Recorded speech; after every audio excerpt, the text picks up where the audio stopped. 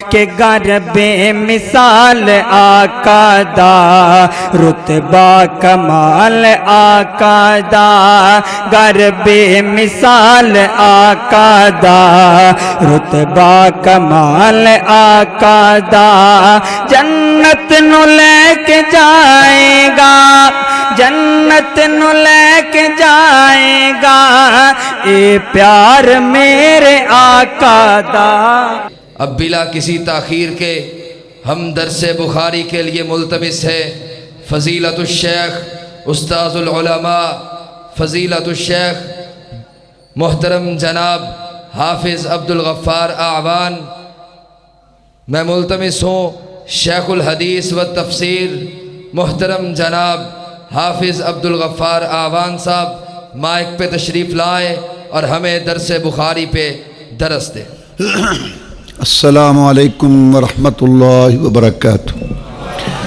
ان الحمد للہ نحمده ونستعینه ونستغفره ونعوذ باللہ من شرور انفسنا ومن سیئات اعمالنا، من يهده الله فلا مضل له ومن يضلله فلا هادي له، واشهد ان لا اله الا الله وحده لا شريك له، واشهد ان محمدا عبده ورسوله صلى الله عليه وسلم۔ اما بعد فان خير الحديث كتاب الله، وخير الهدي هدي محمد صلى الله عليه وسلم، وشر الامور محدثاتها، وكل محدثة بدعة، وكل بدعة ضلالة، وكل ضلالة في النار۔ فأعوذ بالله من الشيطان الرجيم، اتبعوا ما انزل الیکم من ربکم ولا تتبعوا من دونه اولیاء قلیلا ما تذکرون۔ عن مالک بن انس بلغه ان رسول اللہ صلی اللہ علیہ وسلم قال ترکت فیکم امرین لن تضلوا ما تمسکتم بهما کتاب اللہ وسنت نبیہ۔ اللہ مالک الملک احکم الحاکمین، ہمارا خالق مالک رازق، اللہ تعالیٰ نے ہمیں اپنی عبادت بندگی غلامی کے لیے پیدا کیا۔ عبادت غلامی سمجھانے کے لیے اللہ نے کئی انبیاء رسول علیہ السلام مبعوث فرمائے۔ سب سے آخر میں سید الاولین والآخرین، امام المجاہدین، رہبر الرہنما، مقتدی و پیشوا، امام اعظم، قائد اعظم، مرشد اعظم، رہبر اعظم، محسن اعظم، جناب محمد الرسول اللہ صلی اللہ علیہ وسلم تشریف لائے۔ اللہ تعالیٰ نے آپ کو صورت میں اجمل، سیرت میں اکمل بنایا، پوری دنیا میں اعلیٰ افضل بنایا، سب سے اعلیٰ شہر خاندان آپ کو عطا فرمایا، سارے نبیوں رسولوں کا سردار بنایا۔ حمد کا جھنڈا آپ کے ہاتھ میں ہوگا اور مقام محمود پر آپ فائز ہوں گے۔ اللہ تعالیٰ نے آپ پر اپنا پاک کلام قرآن مجید نازل کیا اور اس کی شرح تفسیر آپ کو سمجھائی، اور پھر اللہ نے خطاب فرمایا اپنے بندوں کو کہ پیچھے لگو، پیروی کرو اس چیز کی جو تمہاری طرف، تمہارے رب کی طرف سے نازل ہوئی، اور اللہ تعالیٰ کے علاوہ دوسروں کی باتوں کے پیچھے نہ لگو۔ تھوڑی ہے جو تم نصیحت حاصل کرتے ہو، بات اللہ کی ماننی چاہیے، لیکن تم میں سے بہت کم لوگ اللہ کی بات تسلیم کرتے ہیں۔ جب آپ اللہ کے بندے ملک پیداوار ہیں، ہمیں ہمارے باپ دادے پردادے کو اللہ نے بنایا، تو پھر جو اللہ کہتا ہے ہمیں اسے ماننا چاہیے۔ اللہ یہ کہتا ہے کہ جو میری طرف سے آیا نا پیغام، اس پر عمل کرو، اس کے پیچھے لگو۔ اللہ تعالیٰ کی طرف سے دو چیزیں نازل ہوئیں جناب محمد رسول اللہ صلی اللہ علیہ وسلم، ایک تو یہ قرآن اور ایک اس کی شرح تفسیر، اس کا مطلب جس کو حدیث رسول، سنت رسول کہتے ہیں صلی اللہ علیہ وسلم، یہ بھی اللہ تعالیٰ کی طرف سے نازل ہوئی۔ اللہ تعالیٰ ارشاد فرماتے ہیں وَأَنزَلْنَا إِلَيْكَ الذِّكْرَ لِتُبَيِّنَ لِلنَّاسِ مَا نُزِّلَ إِلَيْهِمْ، کہ ہم نے آپ کی طرف نصیحت قرآن کو نازل کیا پیارے پیغمبر صلی اللہ علیہ وسلم، تاکہ آپ لوگوں کے لیے کھول کھول کر بیان کریں، ان کو سمجھائیں، ان کو بتائیں۔ قرآن مجید میں بہت ساری آیات ہیں جن کے اندر الکتاب اور الحکمہ کا تذکرہ ہے۔ اللہ فرماتے ہیں وَأَنزَلَ اللَّهُ عَلَيْكَ الْكِتَابَ وَالْحِكْمَةَ وَمَا أَنزَلَ عَلَيْكَ مِنَ الْكِتَابِ وَالْحِكْمَةِ وَيُعَلِّمُ الْكِتَابَ وَالْحِكْمَةَ وَاذْكُرْنَ مَا يُتْلَى فِي بُيُوتِكُنَّ مِنْ آيَاتِ اللَّهِ وَالْحِكْمَةِ امام شافعی رحمۃ اللہ علیہ اور دوسرے محدثین یہ بیان کرتے ہیں کہ قرآن میں الکتاب کے ساتھ جو الحکمہ ہے اس سے مراد حدیث رسول سنت رسول ہے صلی اللہ علیہ وسلم۔ جب قرآن مجید کی آیات آتی تھی تو جناب محمد رسول اللہ صلی اللہ علیہ وسلم جلدی جلدی پڑھنا شروع کر دیتے کہ مجھے کہیں بھول نہ جائے۔ اللہ تعالیٰ نے ارشاد فرمایا لا تحرک به لسانک لتعجل به ان علینا جمعه وقرآنا فاذا قرأناه فاتبع قرآنا ثم ان علینا بیانا، کہ پیارے پیغمبر جناب محمد رسول اللہ صلی اللہ علیہ وسلم جب جبریل علیہ السلام آ کر آپ کو آیات اور صورتیں سنائیں ہماری طرف سے تو آپ جلدی جلدی نہ پڑھا کریں اس ڈر سے کہ مجھے کہیں بھول نہ جائے۔ اس قرآن مجید کو آپ کے دل و دماغ میں بٹھانا یہ بھی ہمارا کام ہے، اور اس کا بیان تفسیر آپ کو سمجھانا یہ بھی ہمارا کام۔ قرآن بھی آیا اس کا بیان بھی آیا، تو قرآن اور حدیث کہتے ہیں رسول اللہ صلی اللہ علیہ وسلم کی بات کو، اور سنت کہتے ہیں رسول اللہ صلی اللہ علیہ وسلم کے طریقے کو۔ تو جیسے قرآن مجید اللہ کی طرف سے آیا ایسے حدیث اور سنت بھی اللہ تعالیٰ کی طرف سے نازل ہوئی۔ بغیر حدیث سنت کے قرآن نہیں سمجھا جا سکتا۔ دیکھیے نا اللہ نے قرآن مجید میں فرمایا کہ نماز پڑھو، یا اللہ کیسے نماز پڑھیں، کتنی رکعت ہو، کتنے رکوع ہوں، کتنے سجدے ہوں، کب قرات اونچی ہو، کب ایسا، یہ قرآن میں نہیں ہے۔ اللہ نے کہا یہ میرا پیغمبر بیان کرے، تو جناب محمد رسول اللہ نے سارا بتایا۔ اللہ تعالیٰ نے ارشاد فرمایا کہ زکوٰۃ دو، یا اللہ کب، کتنی اور کس کو اور کس وقت؟ اللہ نے کہا یہ میرا پیغمبر تمہیں سمجھائے گا۔ الغرض قرآن کے اندر جو کچھ ہے وہ جناب محمد رسول اللہ صلی اللہ علیہ وسلم نے اپنے قول سے، فعل سے، عمل سے، تقریر سے، تائید سے وہ سارا سمجھایا۔ سیدہ عائشہ صدیقہ طاہرہ ذکیہ مطہرہ صدیقہ کائنات رضی اللہ تعالیٰ عنہ سے پوچھا گیا کہ امی جناب محمد رسول اللہ صلی اللہ علیہ وسلم کا اخلاق، عادات، آپ کا رہن سہن کیسے تھا؟ انہوں نے کہا اما تقرأ القرآن، کیا تو قرآن نہیں پڑھتا؟ کہتے قرآن تو پڑھتا ہوں۔ کان خلق القرآن، ایک قرآن دو گتوں میں بند تھا، ایک اس کی چلتی پھرتی تفسیر محمد کی ذات تھی صلی اللہ علیہ وسلم۔ تو یہ دو چیزیں اللہ تعالیٰ نے نازل کی، قرآن اور حدیث اور سنت۔ حدیث سنت کے بغیر قرآن مجید نہیں سمجھا جا سکتا، نہیں سمجھا۔ اس میں بہت ساری باتیں، ایک میں حدیث آپ کو پیش کرتا ہوں۔ حاتم طائی دنیا میں ایک مشہور آدمی گزرا ہے، بڑا سخی، اس کا بیٹا تھا عدی رضی اللہ تعالیٰ۔ یہ عیسائی مذہب کا بڑا عالم تھا، تورات کا عالم تھا، انجیل، یہ مسلمان ہو گئے۔ روزہ کے بیان میں آیت اس نے سنی کلوا واشربوا حتی یتبین لکم الخیط الابیض من الخیط الاسود من الفجر، مسلمانوں سحری کھاؤ پیو، جب تمہیں نمایاں ہو جائے سفید دھاگا سیاہ دھاگے سے تو پھر کھانا پینا بند کر دو۔ یہ سحری کے متعلق انہوں نے دو دھاگے لے لیے، ایک سفید رنگ کا اور ایک سیاہ رنگ کا۔ کئی دن ایسے کام چلتا رہا کہ سحری کھاتے، جب اتنی روشنی ہو جاتی کہ پتہ لگنا شروع ہو جاتا کہ یہ سفید دھاگا ہے یہ سیاہ، تو کھانا پینا بند کر دیتے۔ تو ایک دن جناب محمد رسول اللہ صلی اللہ علیہ وسلم کے سامنے انہوں نے یہ بات عرض کی، تو آپ نے مسکرا کے فرمایا تیری گدی بڑی چوڑی ہے، تیرا تکیہ بڑا چوڑا ہے جس کے نیچے وہ دو دھاگے آ گئے، تو نہیں سمجھا، اِنَّا بَيَاضُ الصَّبَاحِ مِن سَوَادِ اللَّيْلِ، یہ تو صبح کا پھوٹنا ہے رات کی تاریکی سے، تو نہیں سمجھا۔ جناب محمد رسول اللہ صلی اللہ علیہ وسلم نے بات سمجھائی۔ یہ کون تھا؟ یہ سردار تھا، سردار کا بیٹا تھا، نبیوں کی اولاد تھا، تورات انجیل کا عالم تھا، صحابی رسول تھا صلی اللہ علیہ وسلم، اور قرآن کا گواہ تھا، رسول صلی اللہ علیہ وسلم کا شاگرد تھا، لیکن قرآن کی آیت کا معنی نہیں سمجھ سکا جب تک قرآن والے نے نہیں سمجھایا۔ تو جیسے قرآن کو ماننا فرض ہے، ایسے یہ بھی فرض ہے کہ قرآن کو ایسے مانو جیسے قرآن والا منواتا ہے اور سمجھاتا ہے۔ جہاں سے یہ بات ثابت ہوئی کہ عربی کے زور پر، جغرافیہ کے زور پر، سائنس کے زور پر امام کا قول، مفتی کا فتویٰ، پیر و مرشد کا ارشاد اپنی سوچ فکر کے مطابق قرآن کی آیت کا معنی متعین نہیں ہوگا. قرآن کی آیت کا معنی وہی متعین ہوگا جو محمد کی کچہری میں طے ہوا صلی اللہ علیہ وسلم. اگر لوگ اس بات کی پابندی کر، یہ ہماری دعوت ہے. کوئی لڑائی نہیں، کوئی جھگڑا نہیں، سارے بھائی ہیں، ایک ماں اور ایک باپ کی اولاد، سب کلمہ پڑھتے ہیں. اسلام سلامتی، ایمان امن سے کھاتا ہے. پیار محبت اتفاق سے رہو.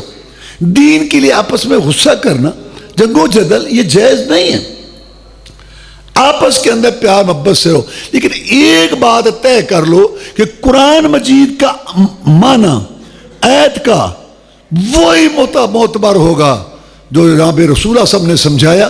تو صبح کا سورج نکلنے سے پہلے سارے اختلافات ختم ہو سکتے. لیکن لوگ کرتے کیا ہے؟ پڑھتے قرآن ہیں، لیکن قرآن کا معنی اپنی پارٹی، اپنا دھڑا، اپنی لائن، اپنا امام، اپنا بزرگ، اپنی برادری، اپنے اس کی روشنی میں اپنے اپنے طور پر جو ہے نا وہ عین کے لگا کے قرآن کو سمجھتے ہیں. اس سے فرقہ واریت پیدا ہوتی ہے، اس سے فرقہ پرستی پیدا ہوتی ہے. اگر سارے جو اقرار کیا ہوا ہے کلمے میں کہ ایک اللہ کی عبادت، ایک رسول صلی اللہ علیہ وسلم کی اطاعت، کلمے میں 2 کا ذکر اللہ رسول، اذان میں 2 کی گواہی اللہ رسول، خطبے میں 2 کا اعلان اللہ رسول، اتحیات تشہد میں 2 کا اقرار اللہ رسول، اور قرآن میں اطیعوا اللہ واطیعوا الرسول، یا بات اللہ کی مانو یا رسول اللہ کی مانو صلی اللہ علیہ وسلم. اور جب مریں گے قبر میں جائیں گے، پہلا سوال رب کا، دوسرا رسول، تیسرے کی بات ہی کوئی نہیں. یہ جو امام ہیں بڑی شانیں ہیں، ان محدثین کی بڑی شانیں ہیں، ان کے بڑے مقام ہیں، لیکن یہ سارے امتی ہیں. رسول محمد ہے صلی اللہ علیہ وسلم، وہی ان پر آئی ہے اور رب کے سلام ان کو آئے. یہ ہے اصل بات جو امت کو سمجھ نہیں آ رہی. کلمہ لا الہ محمد رسول اللہ اور عقیدے مرضی کے 8 کلومیٹر پہ ایک مشکل کشا. کلمہ لا الہ محمد رسول اللہ اور نماز امام والی. دیکھو وہ امتی ہے، تم نماز رسول سب کے سیکھو. بخاری شریف ہے، مسلم شریف پڑھی ہے. اپنے اپنے دھڑے اور پارٹی والی نمازیں، اپنے برادری والی نمازیں نہیں. کلمہ لا الہ محمد رسول اللہ شادی کے میدیوں سکھوں والی، کلمہ لا الہ محمد رسول اللہ اور کاروبار یہودیوں والا، کلمہ لا الہ محمد رسول اللہ شکل صورت لباس انگریزوں والا. یہ اصل میں یہ ہے مسلمانوں کی خرابی کہ جو ہم نے کلمے میں اقرار کیا ہوا ہے کہ عبادت ایک اللہ کی اور طریقہ عبادت محمد رسول اللہ کا صلی اللہ علیہ وسلم، اس سے لوگ جو ہے نا وہ دور ہیں. تو میں یہ عرض کر رہا تھا کہ یہ حدیث دلیل ہے اس بات کی کہ دیکھو نا صحابی رسول ہے سب اور نبیوں کی اولاد ہے تورات انجیل کا، کہ قرآن نہیں سمجھ سکا جب تک رسول اللہ نے نہیں سمجھایا. اب صحابہ کرام قرآن بھی لکھتے تھے اور رسول اللہ کی حدیث بھی لکھتے تھے. عبداللہ بن عمرو بن عاص رضی اللہ تعالیٰ کہتے ہیں کہ میں آپ کی ہر بات لکھتا تھا. مجھے ساتھی کہنے لگے ہر بات نہ لکھا کر، کبھی رسول اللہ صلی اللہ علیہ وسلم خوشی میں، کبھی غمی میں، کبھی کسی حالت، کبھی کسی کیفیت میں. انہوں نے کہا تمہاری بات میری عقل کو لگتی ہے، تم صحابہ کرام ہو، رسول اللہ صلی اللہ علیہ وسلم کے شاگرد ہو، قرآن کے گواہ ہو، لیکن تمہاری رائے، تمہارا مشورہ، تمہارا قول میں اس کو دین نہیں مانوں گا جب تک میں اس کی تصدیق محمد رسول اللہ صلی اللہ علیہ وسلم سے نہ کرا لوں. یہ تھا عقیدہ صحابہ کرام رضوان اللہ علیہ مجمعین کا کہ جب نبی زندہ ہے تو نبی کی ذات سے رہنمائی ہے، اور جب نبی فوت ہو جائے تو نبی کی بات سے رہنمائی ہے، اور نبی کی بات کو حدیث کہتے ہیں، اور جو صحیح معنی میں حدیث پر چلے اس کو اہل حدیث کہتے ہیں. میں تمہاری بات نہیں مانوں گا جب میں رسول اللہ صلی اللہ علیہ وسلم سے نہ پوچھوں. عرض کی جناب میں آپ کی ہر بات لکھتا ہوں. ساتھی کہتے ہیں ہر بات نہ لکھا کر، کبھی آپ کسی حالت میں، کبھی کسی کیفیت میں ان کی بات یہ لے لوں اگر آپ تصدیق کریں. فرمایا والذی نفسی بیدی، اس اللہ کی قسم جس کے ہاتھ میں محمد کی جان ہے صلی اللہ علیہ وسلم. عبداللہ لکھو، بلا دھڑک لکھو، بلا خوف و خطر لکھو، اور اپنے منہ مبارک کی طرح اشارہ کر کے فرمایا لا یخرج منہ الا الحق، اس منہ سے حق کے بغیر کچھ نکلتا ہے. قرآن بھی حق ہے، حدیث بھی حق ہے، کتاب بھی حق ہے، سنت بھی حق ہے، قال اللہ بھی حق ہے، قال رسول بھی حق ہے، فرمان خدا بھی حق ہے، فرمان مصطفیٰ بھی حق ہے، فماذا بعد الحق الا الضلال، حق کے بعد گمراہی ہے، حق کے بعد ہلاکت ہے، حق کے بعد تباہی ہے۔ اس امام صاحب کی باتیں بھی اچھی ہیں، اس مولوی صاحب کی باتیں بھی اچھی ہیں، اس کتاب کی باتیں بھی جہاں بھی آئے وہ حق نہیں ہوتا۔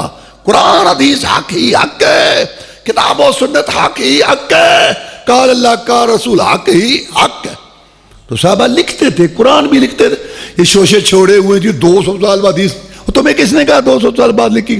عبداللہ بن عمر لکھتے تھے، سیدہ عائشہ صدیقہ رضی اللہ عنہ کے پاس ایک صحیفہ تھا، ابو ہریرہ رضی اللہ عنہ کے پاس ایک صحیفہ تھا، اور حضرت علی رضی اللہ عنہ کے پاس صحیفہ تھا، اور عبداللہ بن عمر کے پاس تھا صحیفہ صادقہ۔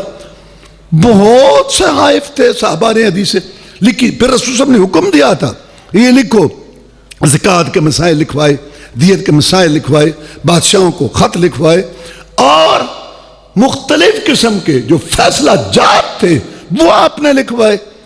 اور جیسے قرآن کی اطاعت اتباع ضروری ہے، ایسے رسول اللہ صلی اللہ علیہ وسلم کی بات کی بھی اطاعت ضروری ہے، اور دونوں ایک ہی۔ ان کا دیکھو قرآن حدیث میں یہ تو فرق ہے کہ قرآن سارا متواتر ہے اور حدیث ساری متواتر نہیں ہے، اہل علم سمجھ رہے ہیں۔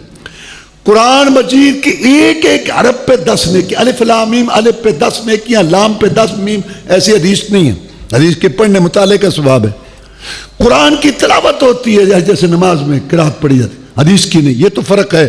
لیکن عقیدہ رکھنے میں، دین ثابت ہونے میں، مسئلہ ثابت ہونے میں، حلال حرام ثابت ہونے میں قرآن حدیث میں کوئی فرق نہیں، بیک وقت دین کا ماخذ ہے۔ جن لوگوں نے کتابیں لکھی اصول فقہ کی کہ پہلے قرآن کو دیکھیں گے، اس میں مسئلہ ہوگا تو ٹھیک ہے، ورنہ نہیں، اگر نہیں ہوگا تو پھر حدیث۔ یہ انکار سنت، انکار حدیث کی بنیاد ہے۔ ایک سیکنڈ کے لیے بھی حدیث قرآن سے علیحدہ نہیں ہوتا، دونوں بیک وقت شریعت کا ماخذ ہے، دونوں ملائیں گے تو دین سمجھ آئے گا۔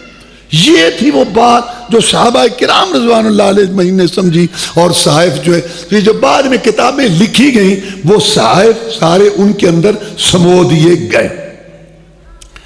اس لیے اللہ تبارک و تعالیٰ نے اس دین کی حفاظت کی جو ذمہ داری لی تھی، صحابہ کرام، تابعین، تبع تابعین، ان عظیم شخصیات میں سے جن کو اللہ نے اسپیشل دین کی حفاظت کے لیے پیدا کیا، ان میں رئیس الفقہاء والمجتہدین، امام الدنیا فی الحدیث، امیر المومنین فی الحدیث، جبل الحفظ والاتقان، آیت من آیات اللہ، حضرت امام البخاری رحمہ اللہ تبارک و تعالیٰ کا ایک نمایاں نام ہے جن کو اللہ نے اپنے دین کی حفاظت کے لیے چنا، اور ان سے بہت بڑا دین کا کام حضرت امام بخاری رحمت اللہ علیہ۔ دنیا میں ایک عظیم شخصیت، مثالی قسم کی شخصیت اللہ تبارک و تعالیٰ نے اپنے دین کی حفاظت کے لیے ان کو چننا تھا۔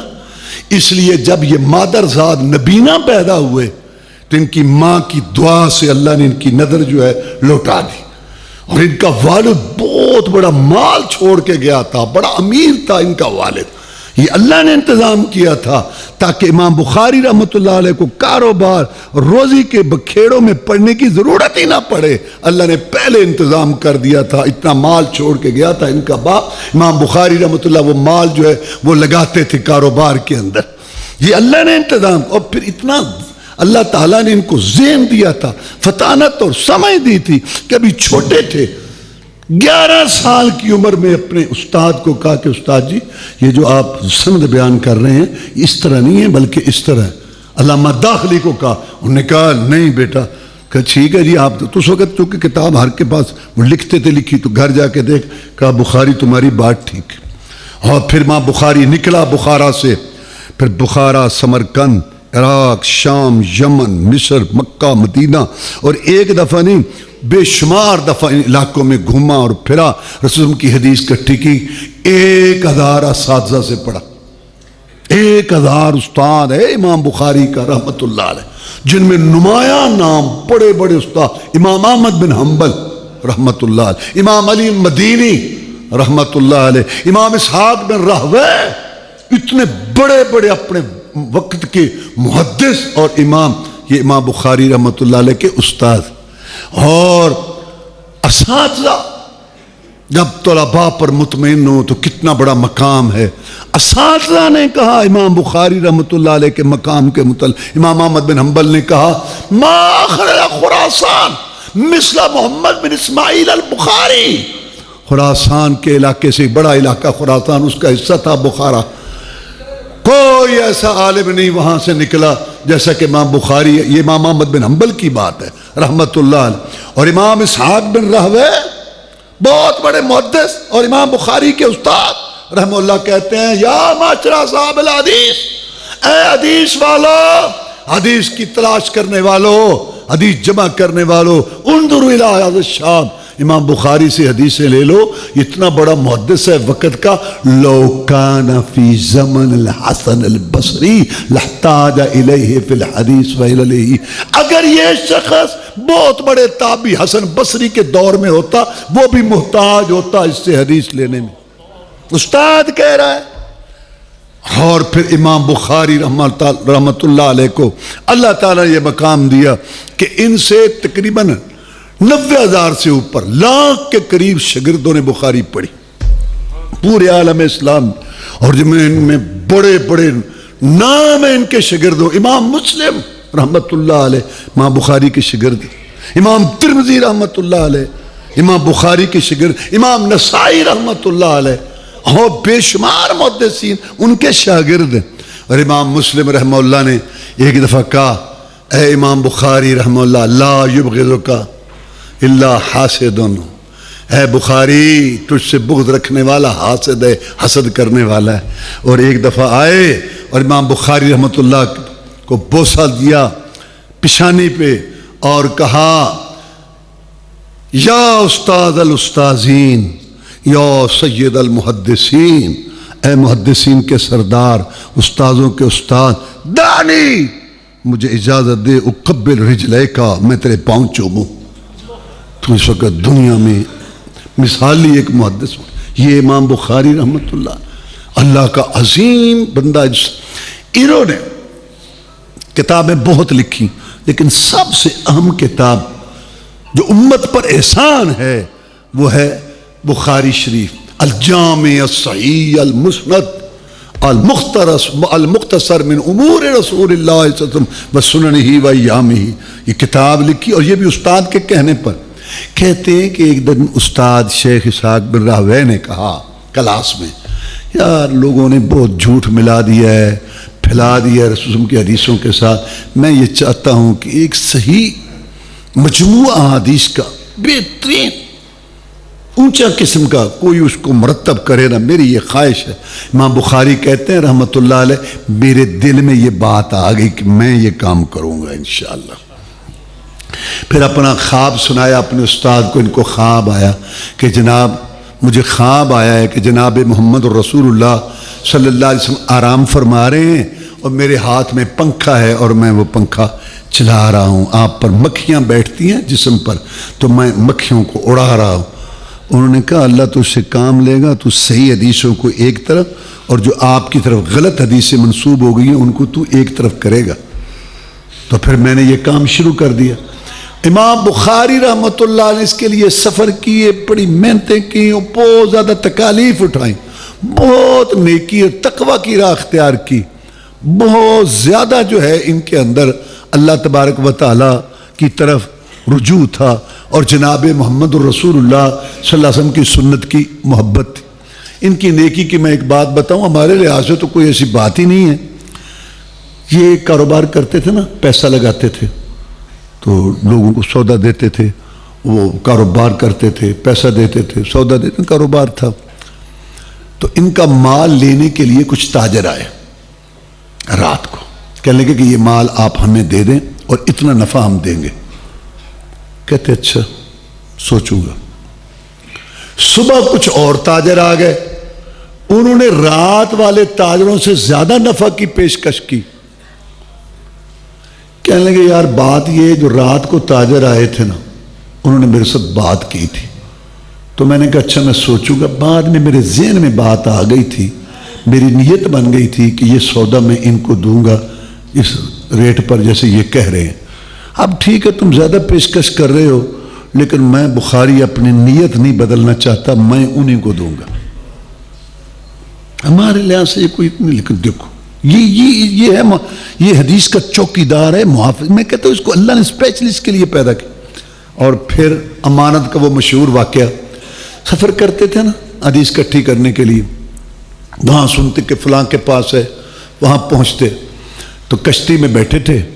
تو جب کشتی بان نے پیسے لیے، اس نے دیے، بخاری رحمۃ اللہ نے پیسے نکالے، اپنی تھیلی نکالی. ایک آدمی بیٹھا تھا شاطر قسم کا، غلط، اس نے وہاں کہہ دیا کہ میری تھیلی ہے اس رنگ کی اور اس میں پیسے ہیں دینار، وہ مجھے مل نہیں رہی. تو کشتی والے نے کہا کہ سارے تو اندر ہیں، کشتی کے اندر ہیں، باہر تو کوئی نبی تلاشی لے لیتے ہیں. تو تلاشی لی گئی تو وہ تھیلی نہیں نکلی. صاحب نے اس کو لان تان کیا کہ تم غلط بات کہتے.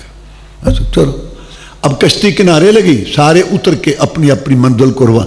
حدیث کا محافظ چوکیدار بھی اپنا بستہ اور اپنے کاغذ قلم اٹھا کے روانہ ہو گیا حدیث اور سنت کی تلاش میں.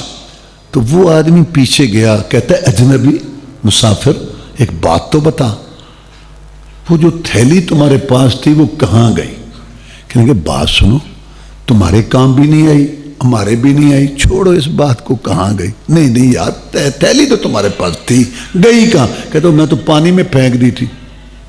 کیوں؟ میں حدیث جمع کر رہا تھا، جب میرے حالات لکھے جاتے اور اس میں یہ لفظ ہوتا رمیہ بسرقہ، بخاری پر چوری کی تہمت لگی تھی، پھر پیچھے کتنے ہی لوگ میری صفائی دیتے رہتے، میری شخصیت کنڈم ہو جاتی لوگوں کی نظروں میں کہ اس پر چوری کی تہمت لگی تھی. میں اس حدیث اور سنت کے لیے اپنے دیناروں کا جو ہے سونے کی دیناروں کا نقصان برداشت کر لیا، حدیث اور سنت کے لیے. اس شخص نے پھر یہ کتاب مرتب کی اور شرائط بہت اونچی رکھی. صحیح حدیث کی جو شرطیں ہیں نا 5، ان میں سب سے پہلی بات یہ ہے کہ راوی جو ہے نا وہ عادل ہو. علماء سمجھ رہے ہیں، بہرحال ٹائم شرح کا نہیں ہے. اور دوسری بات یہ ہے کہ راوی تام ضبط ہو، یعنی اس کا حافظہ مضبوط ہو. اور تیسری بات یہ ہے کہ سند مرفوع ہو، رسول اللہ صلی اللہ علیہ وسلم تک پہنچ رہی ہو. اور چوتھی بات یہ ہے کہ حدیث جو ہے نا شاذ نہ ہو اور حدیث معلوم. یہ 5 شرطیں ہیں. تو جس میں راوی میں یہ 5 شرطیں پائی جائیں تو وہ صحیح راوی ہے. لیکن امام بخاری کا معیار اس سے بھی اونچا ہے. وہ کہتا ہے کہ یہ بھی صحیح راوی ہے، یہ بھی صحیح راوی ہے، دونوں کا زمانہ ایک ہے دور دونوں کا. اب ٹھیک ہے، وہ بھی عادل ہے، وہ بھی عادل ہے، اور وہ کہتا ہے کہ وہ میرا استاد ہے، میں نے اس سے یہ حدیث لی ہے، تو پھر لے لینی چاہیے. ٹھیک ہے، سارے لیتے ہیں، امام بخاری بھی لیتا ہے. لیکن بخاری میں اس کی شرط یہ ہے کہ میں تب لوں گا جب ان دونوں کی ملاقات کہیں ثابت ہو. یہ ہے وجہ جس کی وجہ سے بخاری چڑھی ہوئی ہے سب کتابوں پر. پھر اور سنو، صحیح جو راوی ہوتے ہیں نا قابل اعتماد، ان کے 5 درجے امام بخاری نے بنائے. ایک بہت اونچے مرتبے کا، دوسرا اس سے کچھ کم، تیسرا اس سے، چوتھا، 5. امام بخاری نے بخاری شریف میں پہلے 2 طبقے کی روایتیں لائے ہیں جو بہت اونچی قسم کا ہے. اور اس پہ 2 تیسرے کی صرف شاہد کے طور پر تائید کے، اور اگلے جو 2 ان کی لی ہی نہیں ہے بخاری میں. یہ میں بخاری کی بات کر رہا ہوں. تو اس وجہ سے بخاری بہت اونچی کتاب بن گئی. اپنے آئے بگانے آئے، خردبینے لگا کے بخاری کو پرکھا، اساتذہ کو پرکھا، شاگردوں کو پرکھا. بالآخر سب نے ہاتھ کھڑے کر کے کہہ دیا اصح الکتب بعد کتاب اللہ. زمین کی پشت پر نیلے آسمان کی چھت کے نیچے قرآن مجید کے بعد صحیح ترین کتاب بخاری شریف. اور کہاں بیٹھ کے لکھی؟ مکہ مکرمہ بیت اللہ شریف کے پاس اور مسجد نبوی. جب حدیث کی پوری چھان بین کر لیتے، غسل کرتے اور پھر لکھتے، وضو کر کے لکھتے اور دعا مانگتے کہ یا اللہ جتنے انسان کی بس میں ہے نا چھان بین، میں نے اتنی وہ کر لی ہے، تجھے تو پتہ ہے اگر تیرے یہ نبی کی حدیث ہے تو مجھے لکھنے کی طاقت دے، اور اگر یہ تیرے نبی کی حدیث نہیں ہے تو میرے ہاتھوں کو شل کر دے۔ لوگ باتیں تو بڑی کرتے ہیں جی حدیث کل کی، پتہ یہ علم ہے اسماء رجال کا، راویوں کا، یہ کسی کے پاس نہیں ہے، یہ ہمارے پاس ہے۔ اگر ایک آدمی نے ایک حدیث بیان کی ہے نا، اور اس کی 70 سال زندگی ہے، 70 سال وہ کتابوں میں محفوظ ہے، کہاں گیا، کہاں پڑھا، کتنے استاد، کتنے شاگرد تھے۔ الجرح والتعدیل امام رازی کی کتاب 9 جلدوں میں، اتنی جلد، 9 جلدوں میں، اس کا موضوع ہی ہے۔ امام بخاری کی کتاب تاریخ کبیر۔ یہ علم کسی اور کے پاس نہیں، یہ صرف ہمارے پاس ہے۔ رسول اللہ صلی اللہ علیہ وسلم کے رات دن، صبح شام میں، نماز نیاز، روزہ حج، درود وظیفہ، آپ کا قد کاٹ، آپ کے بال کتنے سفید تھے، کتنے کپڑے استعمال کیے، کتنے جانور استعمال کیے، کتنے ہتھیار استعمال کیے، اور رسول اللہ صلی اللہ علیہ وسلم کی دعوت کس نے کی، ایک ایک بات ایسے بالکل لکھی ہوئی اور موجود ہے۔ یہ چیز کسی مذہب والوں کے پاس نہیں جو ہمارے پاس ہے الحمدللہ۔ اسی وجہ سے دلائل کی وجہ تو میں یہ بتا رہا تھا کہ امام بخاری رحمت اللہ علیہ نے اس کتاب کو اس طریقے سے مرتب کیا، تو پھر نتیجہ کیا نکلا کہ بخاری پوری دنیا میں مشہور ہوئی۔ کتنا مقام ہے بخاری کا، کوئی لڑکے کو سند نہیں دیتا، کوئی مسلک والا اپنے لڑکے کو لڑکی کو سند نہیں دیتے جب تک بخاری شریف کا درس نہ اس کو دے۔ لوگ پوچھتے ہیں اپنے علم پڑھو، جی کتنے، 5 سال، ماشاءاللہ۔ بخاری شریف پڑھی ہے؟ نہیں، ادھورا ہی ہے نا پھر۔ جب تک بخاری شریف نہ پڑھے لوگ سمجھتے ہیں پورا عالم نہیں ہے۔ یہ بخاری کا مقام بتا رہا ہوں۔ اچھا ڈیرے پہ بیٹھا ہے دیہات میں، او دور، وہاں مولوی صاحب تقریر کرتے ہیں، ایک اٹھتا ہے بندہ، ایک عام جا کہندا مولوی صاحب اے جڑی گل کیتی جے صحیح بخاری چ ہے، سبحان اللہ، صحیح بخاری چڑھی ہوئی ہے، چھائی ہوئی ہے پوری دنیا پہ۔ اللہ تعالیٰ نے اس کو یہ مقام بخشا، صحیح بخاری کو۔ امام صاحب نے اس کتاب کو شروع کیا، سب سے پہلے نیت کی حدیث لائے ہیں کہ انما الاعمال بالنیات، نیت دل کا فعل ہے۔ یہ جو زبان سے لوگ کہتے ہیں نا 4 رکعت نماز، یہ اس کو نیت کہنا جہالت ہے، اس کو کہو لفظ، اس کو کہو، یہ تو کہہ لینا مسئلہ ہے نا کہ یہ کہنا ہے یہ نہیں کہنا، نماز تو اللہ اکبر سے شروع ہوتی ہے۔ میں یہ کہنا چاہتا ہوں کہ جو زبان سے لوگ کہتے ہیں نا اس کو نیت کہنا جہالت ہے۔ نیت دل سے ہوتی ہے، زبان سے لفظ ہوتا ہے، قول ہوتا ہے، کلام ہوتا ہے۔ تو بہرحال نیت کی حدیث سب سے پہلے لائے۔ کیا مطلب کہ اپنی نیتیں درست کرو، پڑھنے میں، پڑھانے میں اور دین کا کام کرنے میں۔ اور اس کی کتنی اہمیت ہے نیت کی۔ عبداللہ بن ابی تھا، کلمہ پڑھتا تھا، نماز پڑھتا تھا، رسول اللہ صلی اللہ علیہ وسلم کے پیچھے، اور جہاد کرتا تھا، رسول اللہ علیہ وسلم کی کمان میں صدقہ خیرات آپ کے پاس جمع کراتا تھا، لیکن نیت درست نہیں تھی، مرا، رسول اللہ علیہ وسلم نے نماز جنازہ پڑھائی، اللہ نے پھر بھی معاف نہیں کیا۔ اب لوگوں نے ایک مذہب مشہور کیا قوالوں کا، ایک ہے قوالوں کا مذہب، اللہ کا پکڑا چھڑا لے، محمد کا پکڑا چھڑا کوئی نہیں سکتا۔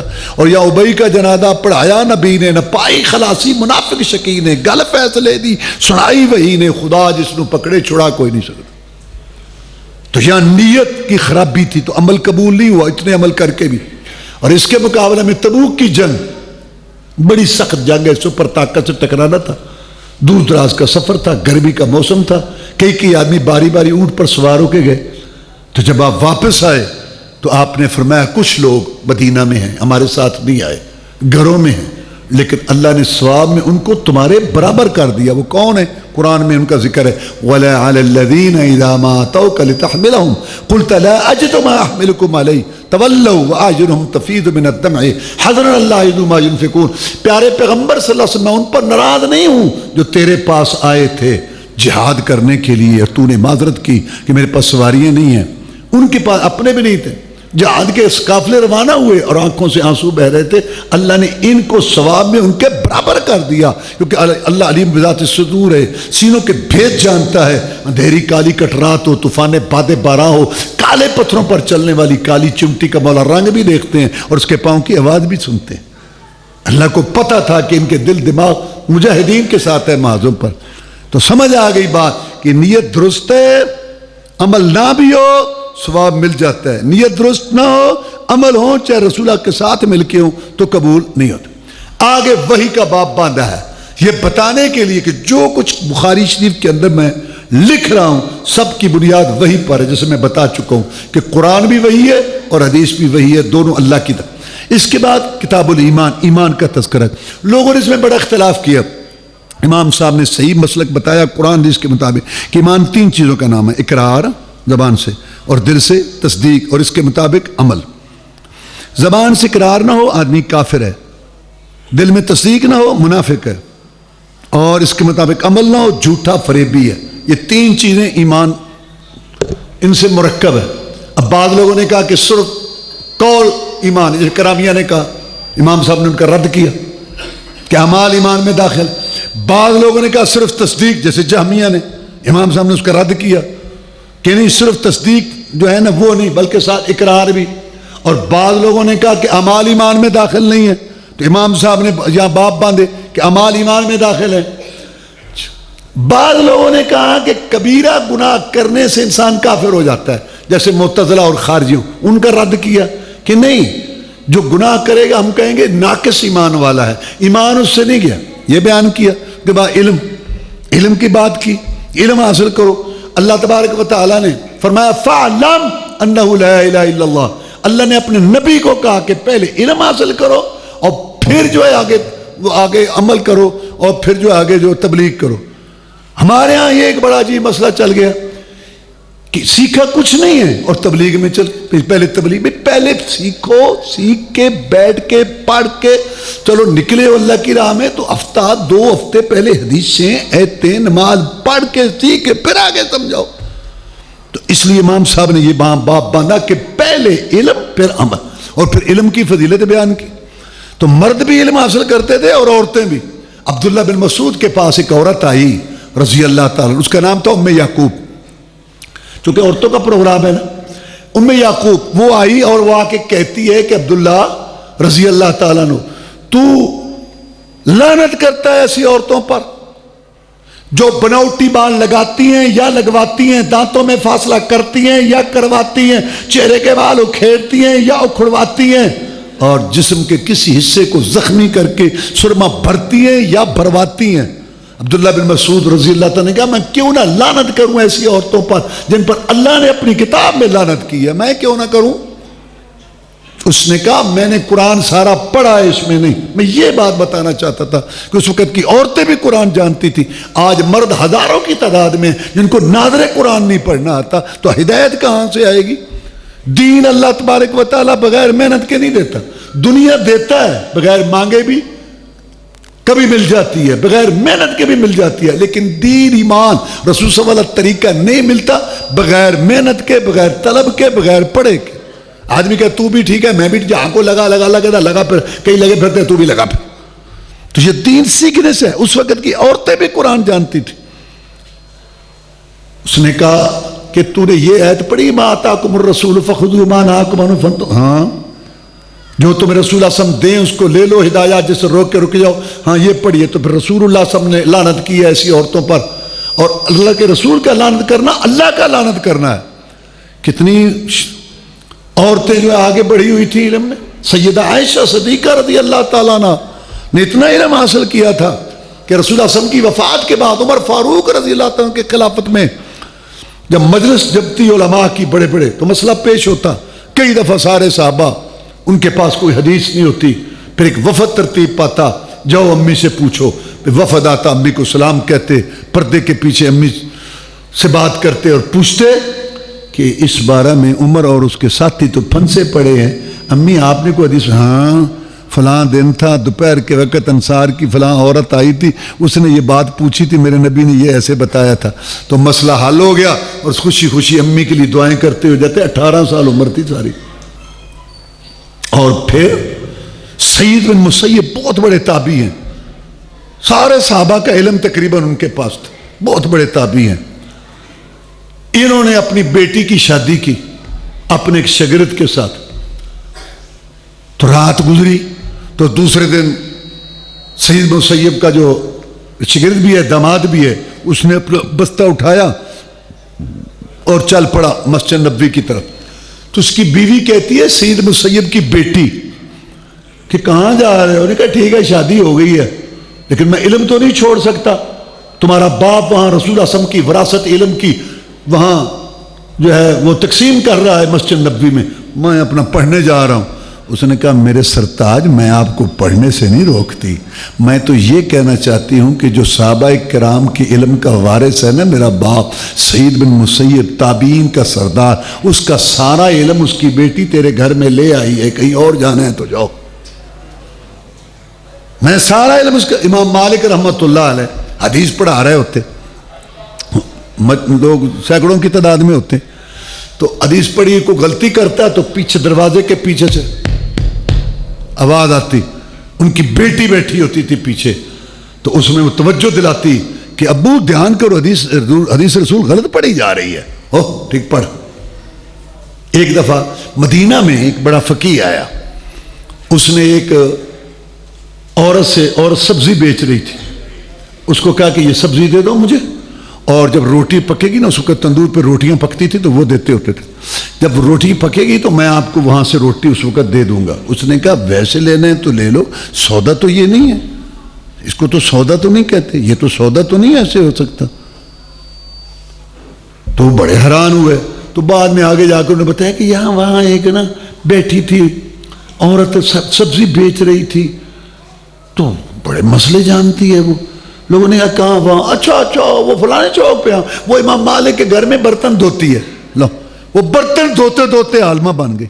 ایسے عورتیں بھی جو تھی نا بہت بڑھ چڑھ کے تو علم حاصل کرتی تھی جیسے مر گئی۔ پھر امام صاحب نے اس کے بعد جو ہے عبادات کے مسائل بیان کیے، پھر اس کے بعد جو ہے یہ معاملات کے، اور آخر میں کتاب التوحید ہے، عقیدہ، کیونکہ امام صاحب یہ بتانا چاہتے ہیں کہ اگر آپ کا عقیدہ درست نہیں ہوگا تو آپ کا عمل قبول نہیں ہوگا، کیونکہ مکے والوں نے رسول اللہ صلی اللہ علیہ وسلم کو کہا کہ ہماری برائیوں کا ہی ذکر کرتا ہے، کبھی ہماری اچھائیوں کا بھی ذکر کیا کر۔ اچھا تو تمہاری کوئی اچھائی ہے تو اور کیا، یہ بیت اللہ نہیں بنایا، یہ بیت اللہ نہیں ہم نے بنایا؟ تو اللہ نے آیت اتار دی، ما کان المشرکین ان یعمروا مساجد اللہ شاہدین علی انفسہم بالکفر اولئک حبطت اعمالہم وفی النار ہم خالدون۔ نبی ان کے قول میں شرک، فعل میں شرک، روح میں شرک، صبح شرک، شام کو شرک، شرکیہ نعرے، ان کا کوئی عمل قبول نہیں، چاہے بیت اللہ بھی بنا لے۔ امام صاحب نے اس لیے توحید، اور توحید کی تین قسمیں بات، ایک ہے اللہ کے وجود کا اقرار جس کو توحید ربوبیت کہتے ہیں، ایک ہے اللہ جو ہے کیسا ہے، اس کے اچھے اچھے نام ہیں، اچھی اچھی صفات ہیں، اس کو توحید الاسماء والصفات کہتے ہیں، اور تیسری بات یہ ہے کہ جب اللہ ہے اور اس کے اچھے اچھے نام ہیں تو پھر ہر قسم کی عبادت کے لائق، سر و پکار کے لائق بھی صرف ایک اللہ ہے۔ اسماء صفات کے مسئلے کو بہت واضح کیا بڑی تفصیل کے ساتھ کہ اللہ تعالیٰ سنتا ہے، دیکھتا ہے، راضی ہوتا ہے، اللہ کا ہاتھ ہے، اللہ کا چہرہ ہے، اور اللہ تعالیٰ بولتا ہے، کلام کرتے ہے کیسے جیسے اس کی شان کو لائق ہے۔ معطلہ نے اللہ کی صفتوں کا انکار کیا اور مشبہ نے تشبیہ دی۔ امام صاحب نے درمیان میں قرآن حدیث سے مسلک پیش کیا کہ ہم اللہ تعالیٰ نے جو کچھ اپنے لیے ثابت کیا ہے، اور سب سے زیادہ اللہ کو جاننے والے کون تھے؟ محمد رسول اللہ صلی اللہ علیہ وسلم، جو کچھ انہوں نے اللہ کے لیے ثابت کیا ہے اس کو ہم مانتے ہیں، لیکن بغیر مثال کے، بغیر تشبیہ کے ہم مثال نہیں، ہم درمیان میں ہیں، نہ اللہ کے ناموں اور صفتوں کا انکار کرتے ہیں اور نہ ہم ان کی تشبیہ دیتے ہیں، ہم درمیان میں ہیں۔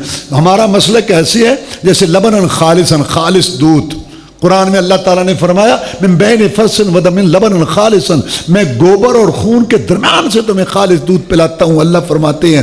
تو ہمارا مسلک بھی جو ہے اس میں نہ تو تعطیل انکار کا گوبر ہے اور نہ تشبیہ کا خون ہے، درمیان میں مسئلہ ہے۔ ہم عقیدہ رکھتے ہیں جو قرآن میں اللہ نے اپنے لیے ثابت کیا، اور رسول اللہ صلی اللہ علیہ وسلم نے کہ اللہ سنتا ہے، اللہ دیکھتا ہے، اللہ راضی ہوتا ہے، اللہ ناراض ہوتا ہے، اللہ کا ہاتھ ہے، اللہ کا چہرہ ہے، اللہ آسمان دنیا پہ آتا ہے اور اللہ عرش پر ہے۔ قرآن میں 7 آیتیں ہیں اللہ، لیکن یہ کیسے ہے؟ جیسے اللہ کی شان کو اور مقام کو لائق ہے، ہمیں اس کی کیفیت کا پتہ نہیں۔ جیسے خالق مخلوق میں فرق ہے، ایسے خالق مخلوق کی صفتوں میں بھی فرق ہے۔ اللہ بھی سنتا ہے، بندہ بھی سنتا ہے، تو تشبیہ نہیں آئے گی۔ کیوں؟ اللہ کا سننا اس کی شان کے مطابق، بندے کا سننا اس کے حال کے مطابق۔ اور 3 باتیں ہیں جو فرق ہے خالق مخلوق کی صفتوں میں۔ پہلی بات کہ اللہ کی ساری صفتیں اس کی اپنی ہیں، دوسری بات اللہ کی ساری صفتیں کامل مکمل ہیں، اور تیسری بات اللہ تعالیٰ کی ساری صفتیں باقی رہنے والی ہیں کیونکہ اللہ خود باقی رہنے والا۔ اب آ جاؤ بندے، نبی ہے، رسول ہے، ولی ہے، بڑا ہے، چھوٹا ہے، انسان کی جتنی صفتیں ہیں وہ اللہ کی دی ہوئی ہیں، اور یہ ناقص ہیں، کامل مکمل نہیں، اور یہ فنا ہونے والی ہیں کیونکہ بندہ فنا ہونے والا۔ ایک میں مثال دیتا جاؤں، سننے کی صفت، اللہ کی اپنی ہے، اور یہ کامل ہے. کتنی کامل ہے؟ سوام منکم من اسر القول ومن جہر بہ من مستخف باللیل وسارب بالنہار. تم میں سے کوئی اونچی بولے، ایسا بولے، رات کو بولے، دن کو بولے، رب پر برابر ہے.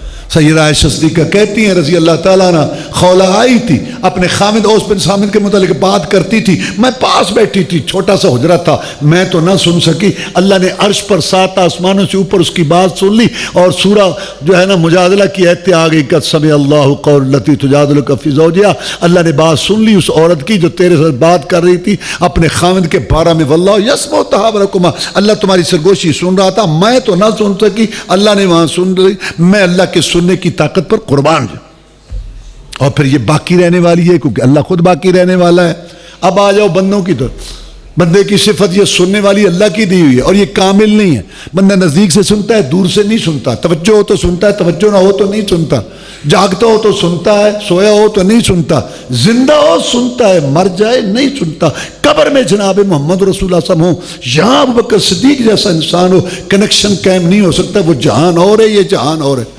بڑا افسوس ہے کہ جن لوگوں نے کتابوں میں لکھا کہ رسول اللہ صلی اللہ علیہ وسلم کی قبر مبارک پر جا کر سلام کہو تو منہ کی طرف آ کے سلام کہو، کیونکہ اگر تم نے دوسری طرف جو آ کے سلام کیا نا تو پھر رسول صلی اللہ علیہ وسلم کو قبر کے اندر ایسے چہرہ موڑ کے ادھر دیکھنا پڑے گا، اور یہ تکلیف کیا کہ کس نے تمہیں کہا یہ جہان اور ہے، وہ جہان اور. اس جہان میں رسول صلی اللہ علیہ وسلم کی زندگی ہے سب سے اونچی، تصور سے اونچی، اللہ کے بعد آرام کر رہے، لیکن دنیا کے لحاظ سے یہاں سے رسول اللہ صلی اللہ علیہ وسلم سے کوئی جو ہے وہ کنیکشن نہیں قائم. کہتا ہے جی درود شریف پڑھا تو ہاتھ نکلا، 70 آدھار نے 70 گنتی کنے کیتی سی ہوئے، بس انہیں چھڑی جانیاں نے، چھوڑی جانیاں نے. قرآن نہیں چھوڑ کے بڑے ایسے گپے چھوڑتے رہنا. اس جہان میں رسول اللہ صلی اللہ علیہ وسلم چلے جائیں، اس جہان میں ابوبکر صدیق ہوں تو کنیکشن قائم نہیں ہو سکتا. اللہ نے فرمایا مانتے ہیں اس میں القبور. سب سے بڑا مسئلہ امام صاحب نے واضح کیا کہ اللہ عرش پر ہے. قرآن کی 7 کہتے ہیں کہ اللہ تعالیٰ عرش پر ہے. صحابی نے تھپڑ دے مارا لونڈی کو، کہا میں اس کو آزاد کرنا چاہتا ہوں. رسول صاحب نے کہا اس کو بلاؤ. آ گئی. این اللہ، اللہ کہاں ہے؟ اس نے کہا اللہ اوپر ہے. پھر آپ نے پوچھا ماننا میں کون ہوں؟ نے کہا انت رسول اللہ، تو اللہ کا رسول ہے. آتکھا فإنہا مؤمنہ، اے میرے صحابی اس کو آزاد کر دے، یہ مومنہ جس نے اللہ کے اوپر ہونے کی گواہی دی عرش پر. رسول اللہ نے اس کے ایمان کی گواہی.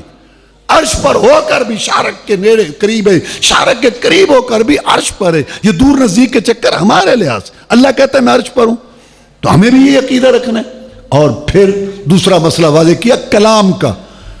بتایا امام بخاری رحمۃ اللہ علیہ نے کہ اللہ بولا، جو اللہ تعالیٰ بولا اس کی آواز تھی، اس کے حروف تھے، اور اللہ تبارک و تعالیٰ کا کلام سنا گیا، پڑھا گیا. وَكَلَّمَ اللَّهُ مُوسَىٰ تَكْلِيمًا، اللہ نے کلام کی موسیٰ علیہ السلام سے کلام کرنا. جو لوگ کہتے ہیں کہ اللہ کے اندر کلام ہے، اچھا بھئی اگر اللہ کے اندر کلام ہے، بولا نہیں، تو موسیٰ علیہ السلام کو کیسے پتا چلا طور پر؟ بعض لوگ کہتے ہیں کہ اللہ نے کلام پیدا کی دوسرے میں، تو پھر کیا اللہ نے درخت میں پیدا کی؟ وہ جو انی ان اللہ، وہ درخت کہہ رہا تھا کہ میں رب ہوں. موسیٰ علیہ السلام کو جو آواز آئی کہ میں رب ہوں، تو کیا وہ درخت کہہ رہا تھا کہ میں رب ہوں؟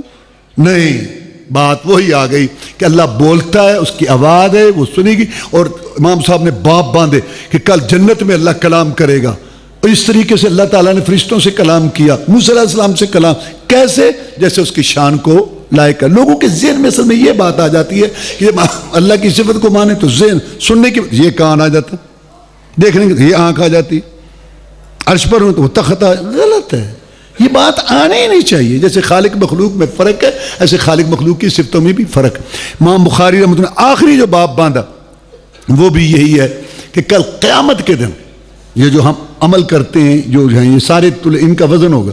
یہ ان لوگوں نے کہا تھا معتزلیوں نے کہ ایک چیز کا وجود ہی نہیں ہے، نماز کیسے تلے گی، زکوٰۃ کیسے تلے گی.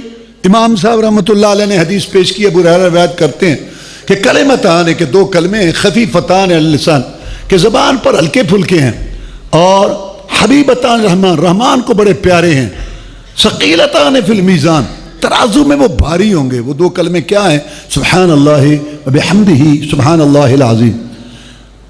اس کے اندر 2 باتیں ہیں کہ اللہ کے لیے ثابت بھی کرنا ہے، نفی، جیسے لا الہ الا اللہ، اللہ کے لیے اثبات بھی ہے، نفی بھی ہے. اللہ تبارک و تعالیٰ کے علاوہ کوئی معبود نہیں، یہ نفی ہے، اور اللہ معبود سچا ہے، یہ اثبات ہے. تو سبحان اللہ، پاک ہے اللہ، عاجزی سے، کمزوری سے، عاجزی سے، یہ نفی ہے. وبحمدہ، اور اس کی تعریف، یہ اثبات ہے. دو چیزیں ہیں نا، نفی اور اس بات. اللہ تعالیٰ کے لیے جو اس کے لائق ہے باتیں وہ ثابت کرنا جو اللہ نے اپنے لیے کی، اور جو رسول اللہ صلی اللہ علیہ وسلم نے کی وہ ان کے لیے ثابت کرنا، اور جو نفی کی اللہ نے اپنے آپ سے اس کی نفی کرنا. اللہ عاجزی سے پاک ہے، جو ہے انکساری سے پاک ہے، بھول سے پاک ہے، چوک سے پاک ہے، بیوی نہیں ہے، اس کی اولاد نہیں ہے، اللہ تکتا نہیں ہے. ان چیزوں سے اللہ تعالیٰ کو پاک کرو. باقی اللہ سنتا ہے، دیکھتا ہے، راضی ہوتا ہے، ناراض ہوتا ہے، اللہ کا عرش ہے، اس کو جو کرو. تو سبحان اللہ و بحمدہ کی فضیلت بھی بہت ہے. ابو ہریرہ کہتے ہیں رضی اللہ تعالیٰ عنہ کہ جو 100 دفعہ پڑھے گا نا سبحان اللہ و بحمدہ ایک دن میں، اللہ سمندروں کی جھاگ جتنے گناہ بھی معاف کر دیں گے.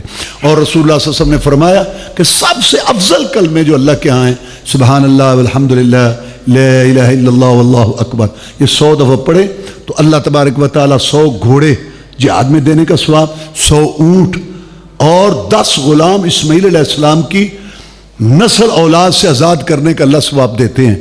اور سارا دن انسان اللہ تعالیٰ کی حفاظت میں رہتا ہے. اب عورتوں بچیوں کے متعلق میں یہ بات کرتا ہوں کہ اللہ تعالیٰ نے آپ کو یہ بڑا مقام بخشا.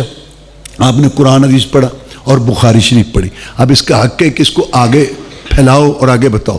فارغ ہونے کا یہ مطلب نہیں ہے کہ اب عالمہ بن گئی ہیں آپ.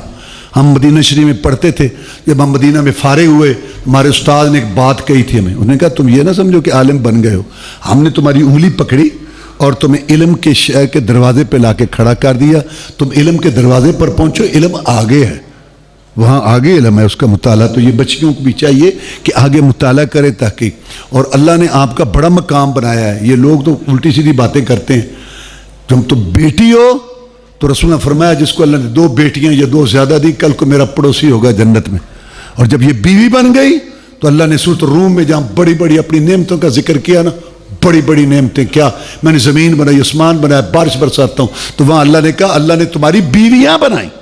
رسول اللہ فرمایا خیر و متاع دنیا المرأۃ الصالحہ، پوری دنیا میں سونے چاندی ہیرے موتی جواہرات تاج و تخت سے سب سے بہترین چیز نیک عورت ہے. یہ بیوی کا مقام. اور جب بوڑھی اماں بن گئی تو پھر کہا حاجی صاحب، مجاہد صاحب، تہجد گزار صاحب، عالم صاحب، تیری جنت کا راستہ تیری ماں کے قدموں سے ہو کے جاتا ہے. اور اگر عورت یہ صحیح نہ ہو تو رسول اللہ صلی اللہ علیہ وسلم نے فرمایا جو عورت بے پردوں کے ہار سنگار کر کے مٹک کے باہر نکل کے چلتی ہے وہ جنت کی خوشبو بھی نہیں پائے گی. اور جنت کی خوشبو 500 سال کی مسافت سے آتی ہے. اور اگر یہ عورت نیک ہو جائے اس کے لیے جنت آسان ہے. رسول اللہ صلی اللہ علیہ وسلم کہ جو عورت 5 ٹائم نماز پڑھے، رمضان کے روزے رکھے، خامن کی اطاعت کرے اور اس کی غیر حاضری میں اپنی جان اور اس کے مال کی حفاظت کرے، میں محمد اعلان کرتا ہوں کون جن کے اشاروں سے جنت کے دروازے کھلنے کہ یہ عورت جنت کے 8 دروازوں میں سے جس سے چاہے جنت میں چلی جائے. اللہم اعز الاسلام والمسلمین، اللہم انصر الاسلام والمسلمین، اللہم انصر الجہاد والمجاہدین، اللہم نجی اخواننا من السجون، اللہم اشف مرضانا ومرضى المسلمین، اللهم اكفنا بحلالك عن حرامك واغننا بفضلك من سواك، اللهم انا نسألك الجنة الفردوس، اللهم اجرنا من النار، اللهم استر عوراتنا وامن رواتنا، سبحان ربك رب العزة عما يصفون وسلام على المرسلين والحمد لله رب العالمين.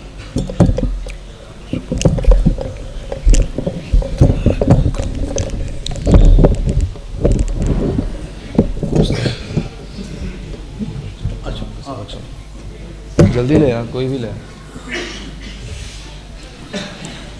الحمدللہ مرکز امارہ کے 2 طالب علم ایسے ہیں جو خوش قسمت ہے جن کے سینوں میں خالق کائنات نے قرآن حکیم کو محفوظ کر دیا ہے. ان میں ملتمس ہوں حافظ وقاص مائک پہ تشریف لائے اور اپنا آخری سبق استاد محترم کو سنائے.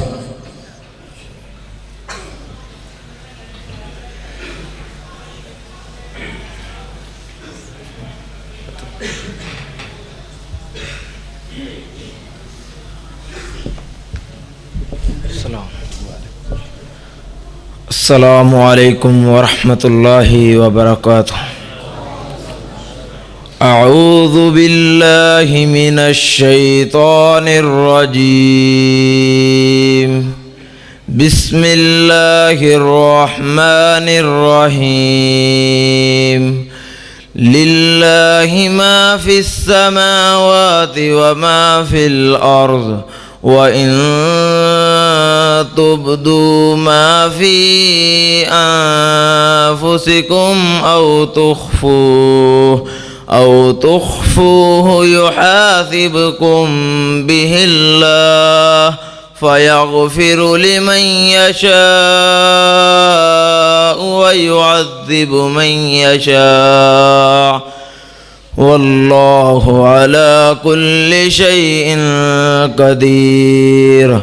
آمن الرسول بما أنزل إليه من ربه والمؤمنون كل آمن بالله وملائكته وكتبه ورسله لا نفرق بين أحد من رسله وقالوا سمعنا وأطعنا غفرانك ربنا وإليك المصير. لا يكلف الله نفسا إلا وسعها لها ما كسبت وعليها ما اكتسبت ربنا لا تؤاخذنا إن نسينا أو أخطأنا ربنا ولا تحمل علينا إصرا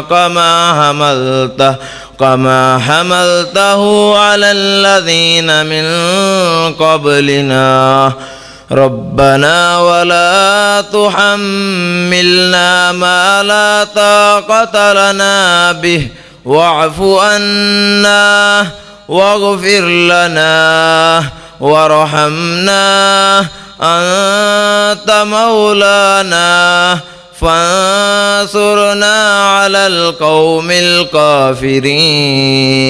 صدق الله العظيم. السلام علیکم.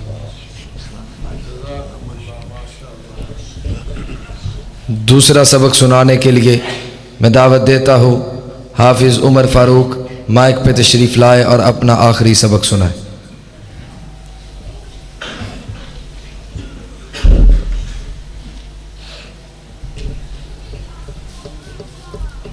السلام علیکم ورحمۃ اللہ وبرکاتہ.